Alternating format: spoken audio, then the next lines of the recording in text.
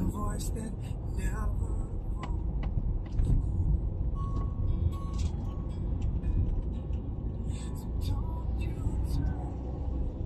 Hello, hello. Good evening. Good evening, Nagit, because it's already 5:56. And nagagamit na gid ko sang flash because hindi na ko makitaan kung wala sang flash. I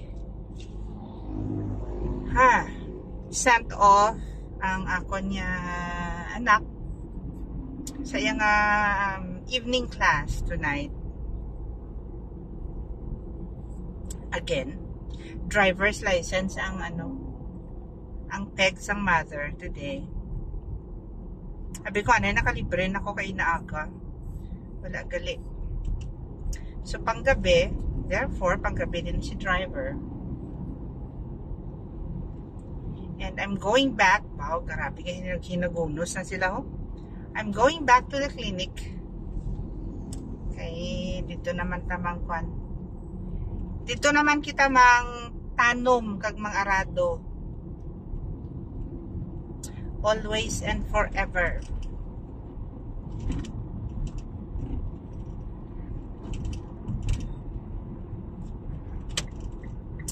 May nalang gani kay nasang aga kay ara si husband. Ara akong husband nga nagdulong sa ila sa school. So, na-spare ako from going back and forth sa pagdulong sa ila. So, ang tatay naman ang nagdulong. Grabe, no? Maka-last kaya ako for 3 years more. 3 years more nga dulunganay. Sige lang, These two shall come to pass. I-enjoy na lang ginang moments because eventually hando mo naman nagyapon niya isang una gindulong ko mga bata mo sini mo sadto. So while on it, enjoy na lang. Enjoy. Ang hambal ko kanisa ako niya nga doctor friend man, I'm savoring the moment. Kasi hindi, just like food, no, pagka hindi mo siya ninanamnam, you will not really experience the taste. Ayun. Pero bao do kadamo gid sang salakyan subong amo ni indian ko yakon gabi kay ang ako niya daan nga eyesight hindi na masaligan. Plus damo pagid sa mga damo sang mga salakyan, dulom, ay abaw.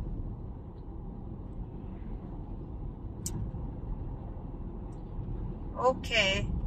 So I will try to flip the camera so you will see. O siya din nakita subong. Okay. So amo ina ang Jansan Highway at dusk. Dili kita gahalin sa side sang South Cotabato. And of course, dadaan tayo dito sa walang kamatayang checkpoint. Ayan. Slow down.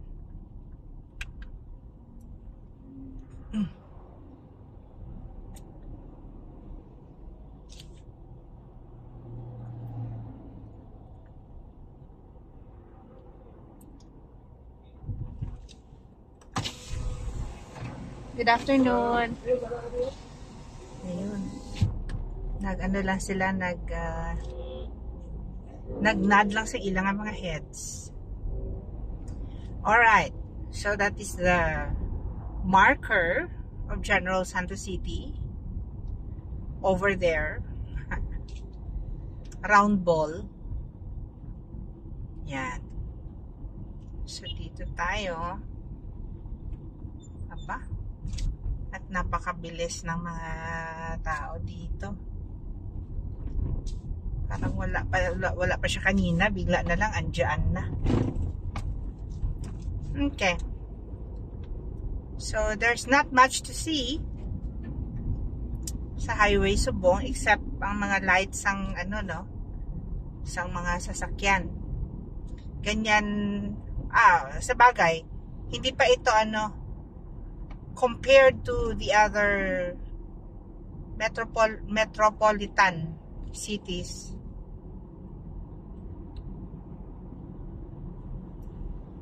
Compared to the other metros, hindi pa ito challenging. Alright?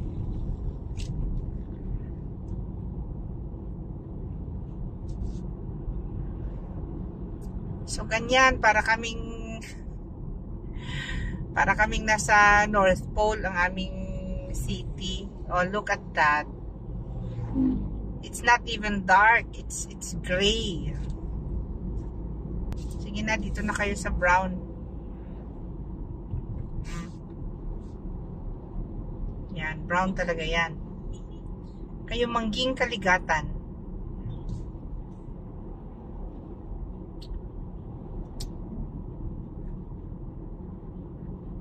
Okay, today has been a productive day, at least for me, kasi ang daming paperworks, and noon kasi kahit tambakan mo ako ng paperworks, okay lang sa akin kasi makikita mo yung yung output mo na physical, okay?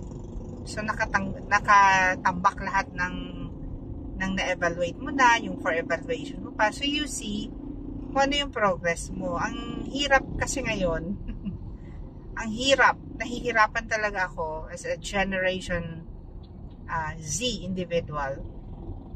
Ay, hindi ako generation Z. I'm a Gen X individual. Nahihirapan ako kasi pwede naman na-keep track ang progress mo kasi meron namang mga other ways to keep track, no? Pwede naman kasi ma-generate mo from the programs kung ano na yung na-evaluate mo, ilan sila, ganito, ganyan. Pero since nasanay ako na physical dapat, parang feeling ko wala pa rin ako na-accomplish na tapos na ang araw. So it's such a challenge for Generation Xers. Ang mga ganitong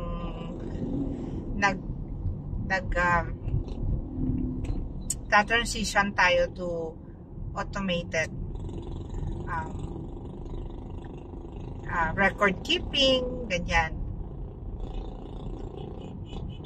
But anyway, ayun, ang problema natin ngayon kasi ang grado ng ating mga mata tumataas na. Parang noon every 3 years ako hey!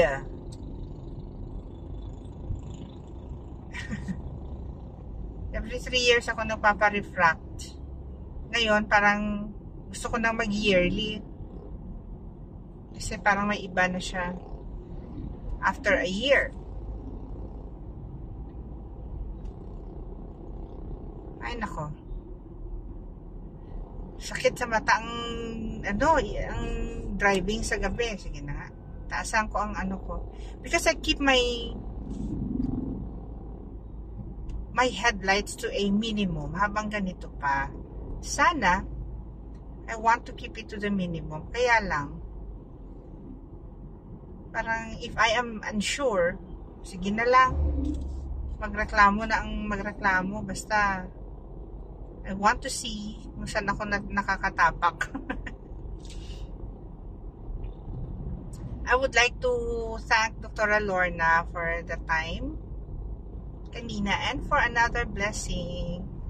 Salamat po, Doc. I do not know how to repay you for your kindness, for your goodness, for your friendship. Pero sige lang, in God's time, ano lang,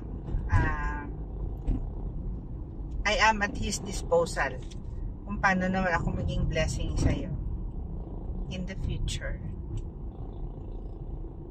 So, malapit na ako sa aking destination, but sorry guys, I have to bore you with my face, with how I look like, because no choice naman kahit iharap ko ito sa labas. Mga motor, ito nakakatakot naman. Iharap ko ito sa labas, wala rin naman kayo makikita. Dito na lang kayo sa, medyo may nakikita pa kayo. Alright. So, how was your day? How did it go?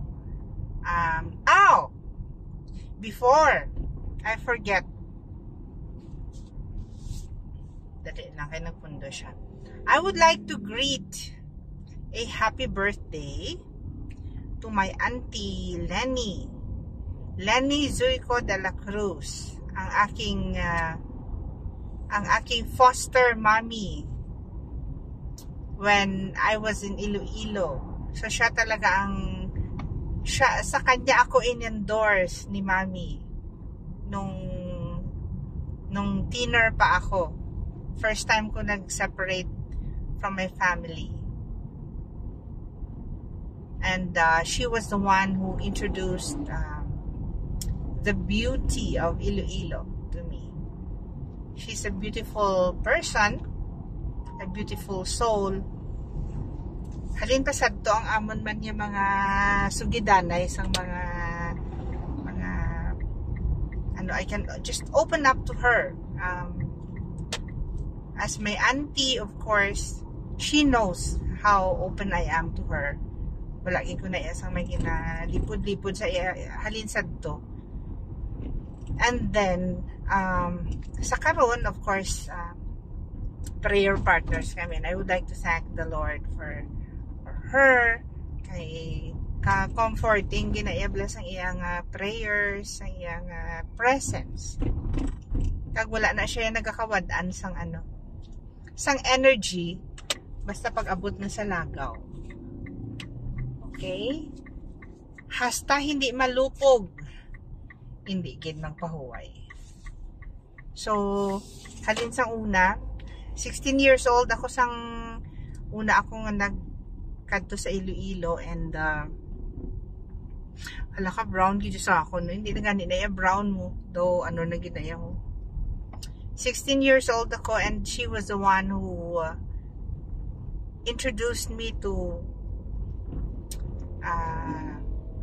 a lot of places. Ginadala niya ko sa Guimaras, dala niya ko sa kung diin siya kalagaw, and I just tag along sa Subong. So, auntie, I would like to greet you. Greet lang muna. Later na ang hug.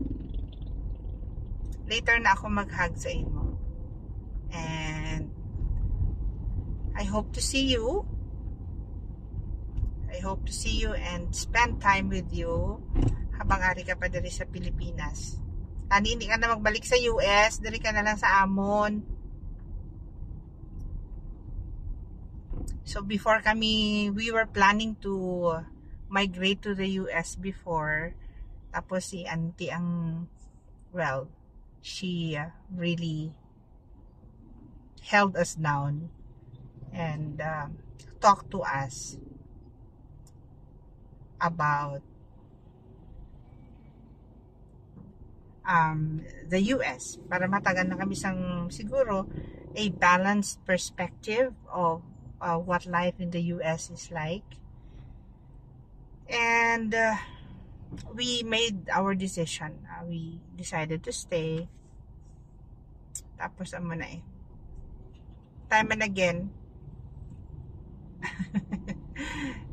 again nagabalik-balik ang ginahont ako sa ako ng mga what ifs, pero Makita man na ni auntie. And then she would say, you made the right choice. You made the right decision to stay. Okay. Wow, grabe kinang traffic dito sa ano sa amon man.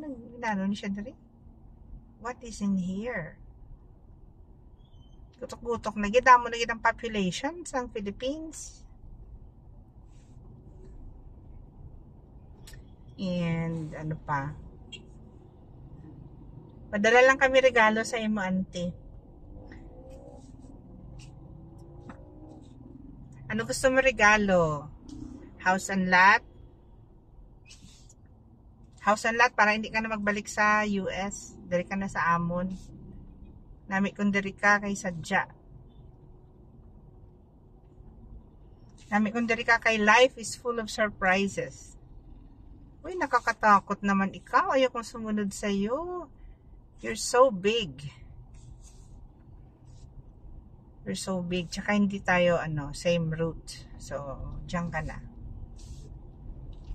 Doon ka, dito ako. Grabe yun na dili sa amon yung subdivision. It's congested kasi meron ng mga stalls. Sigat sang kalsada. Gapi nagkailinaway na sila. I don't know kung nga kinaglan gid abi nga mag-park, no. I have this issue gid sa parking sa mga Pinoy nga abala nga kung diin ka gusto nga magbakal dito mo gid i-park sa tapat gid ya. Bisan duha na kamo ka layers, dira ka gid sa tapat gihapon. Kay kun ako yan, no. Hindi ko yan masakripisyo na lang ko yan sang lakat. Kaysa sa nga makakos ako sang sang hassle. Diba? Ikaano mo nagid lang ng 100 meters sabi nga parkingan. Amo gani na nga ko ginalantaw ko ang mga movies bala sa US. Problema Manila ang parking, especially during the holidays, no? So ma-park sila somewhere else, layo. Kaglakton nila pabalik. Basta ang importante nasa proper parking sila. Sana amo man na diri sa Pilipinas, mo nano man na diri sa Pilipinas man. Doon hindi na kita kabalo maglakat. Mayroon pang isol-isol ho. Anong plan? Ay, nako. Meron man niya nag-park. Mahazard lang niya. Bisan ang buli niya.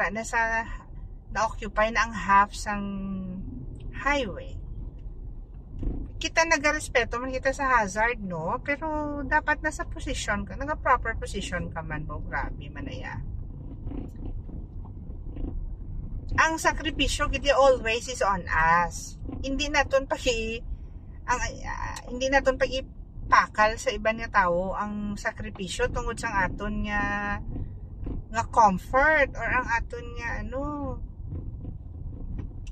hindi gid na naton dapat ginahimo. Nakupo. We should learn how to be considerate lang gid balatani. Actually ina diri nga part sa amon nga subdivision. Naku po, isa na lang gid ka salakyan ang makaagi sa gitna. Kay naga-double park na sila. And at the same time, hindi lang gani double. Kaya do hindi na kita kabalo maglalakat amo gani ng problema. Ako always ugid nilantaw ang hassle bala nga posible ko nga makos sa iban nga commuters. So kung feeling ko do ka ginuto ka, karon na lang. Or do wala gid sang parkingan, sige dito na lang ko sa unhan. Or mangita na lang ko sang iban. Ako na ang magsakripisyo. Kasalanan ko kasi nahuli ako eh.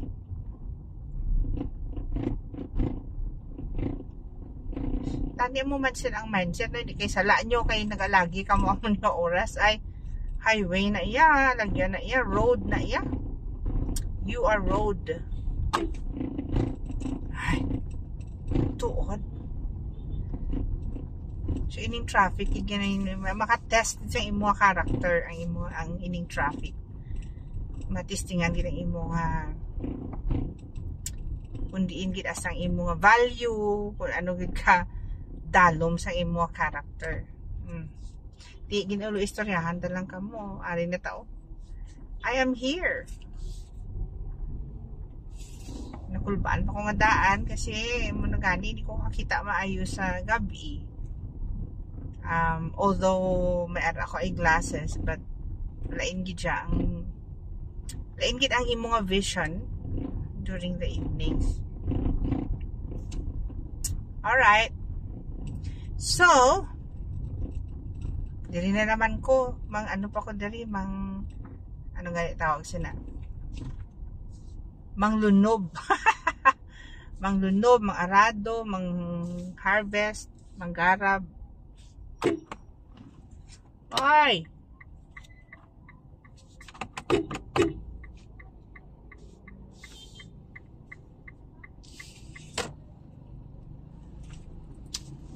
Naku po, mami, klase sa mga ginasiling dapat hindi tanang ginahatagan sa lisensya da. Because some people may motor lang kag may lisensya.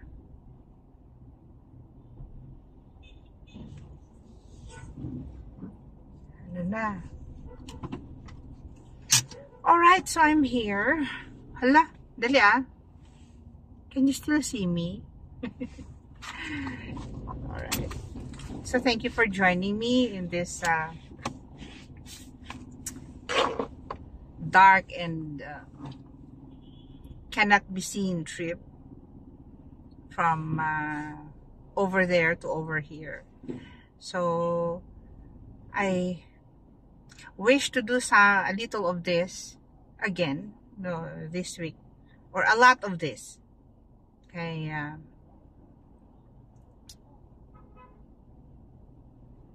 we need to make a record of our lives.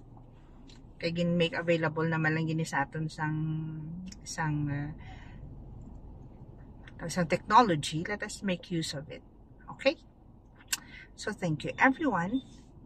Gotta go. Hasta la vista. God bless you. Bye.